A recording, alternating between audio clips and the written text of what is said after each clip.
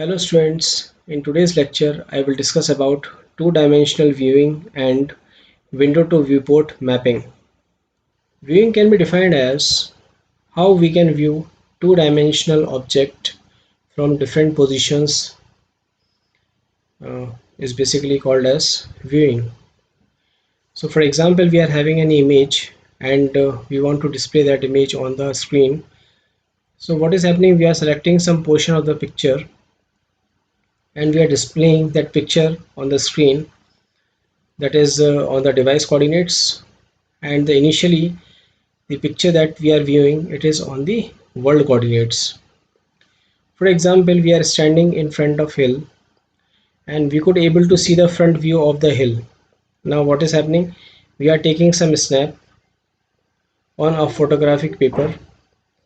Now by seeing photograph we can visualize the front view of the hill. So it is a kind of viewing.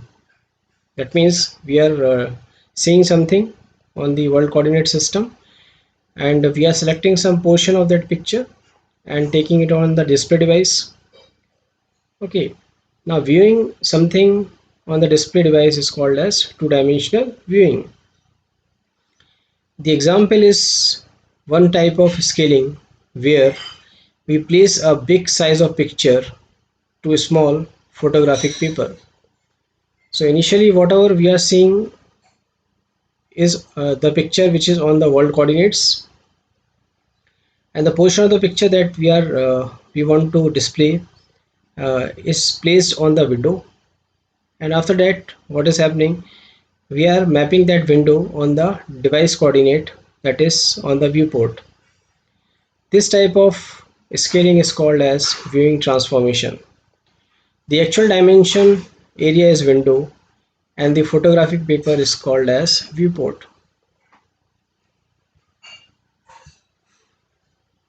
Now a world coordinate area selected for display is called as a window. An area on a display device to which a window is mapped is called a viewport. So what is happening, we are mapping the window that is on the world coordinate into a viewport which is on the display device. Now the window defines what is to be viewed, while the viewport defines where is to be displayed. Now we have to decide in this case that the picture that we want to display is basically lie on the which portion of the viewport. That means, for example, it is we want to display the picture at the center or at the top right position. So this we have to decide, and this is also a part of viewing. Often windows and viewports are rectangles in standard position, while the rectangle edges parallel to the coordinate axes. Other window or viewport geometries such as general polygon shapes and circles are also used in some applications, but these shapes take longer to process. So the window can be, it can normally we are taking the window and viewport as a rectangular in shape because the rectangles could be processed easily. It takes less time. It takes less time for the computer to process the rectangles, while if it is a non-rectangular window or viewport, then certainly it will take some extra time for processing.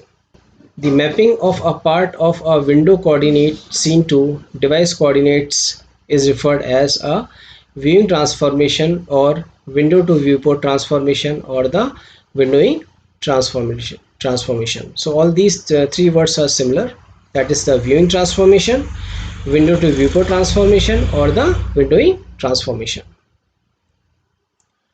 Now window to viewport transformation is the process of transforming a two-dimensional world coordinate objects to the device coordinates. Objects inside the world or clipping window are mapped to the viewport, which is the area on the screen where world coordinates are mapped to be displayed. So here you can see that the picture is initially drawn on the world coordinate system and we are selecting some portion of the picture within a window, and this portion will be displayed in the form of viewport on the device coordinate.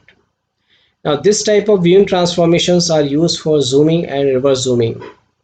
To walk towards the object is called as zooming, whereas to walk away from the object is reverse zooming. So here we are mapping window to viewport. Suppose we are having any object and the coordinates of the object are xw, yw as shown in the figure, and it is placed on the world coordinate system. Now we have to transform the set of coordinates to the given viewport. That is, we want to transform xw, yw to xv, yv, which is on the device coordinate. So this is the world coordinate and these are the device coordinates. On the world coordinate we are having one window, and on the device coordinates we are having the viewport.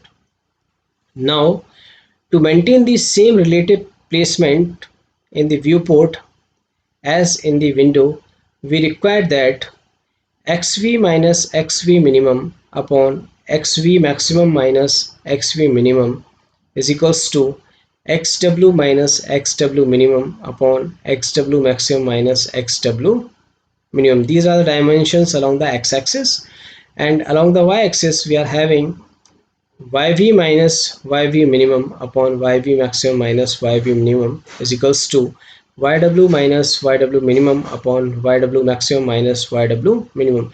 So to maintain the relative proportions of the picture, we want to write this point in the form of this equation, so that this point could be mapped on the viewport.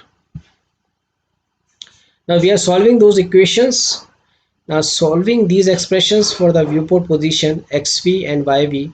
Now solving the previous equations, and we could able to find that xv is equals to xv minimum plus xw minus xw minimum into sx, and yv is equals to yv minimum plus yw minus yw minimum into sy, where sx and sy are basically they are the scaling factors. And we have already seen, whenever we are changing the dimensions of any picture, then it is called as scaling. Either we could able to increase the size of the picture or we could able to decrease the size of the picture. So scaling factors sx and sy could be defined as sx is equals to xv maximum minus xv minimum upon xw maximum minus xw minimum, and sy is equals to yv maximum minus yv minimum upon yw maximum minus yw minimum, where sx and sy are scaling factors. So now we can convert any object from any window area to any corresponding viewing area using the above equations.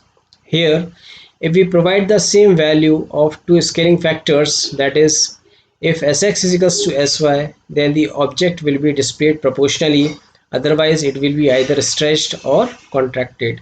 If we are keeping the values of sx and sy are similar, then there could be a uniform scaling, and if the values are more than 1, then certainly it will zoom the object or it will stretch the object. But if we are keeping the value less than 1, then certainly it will contract the object or it will reduce the size of the object.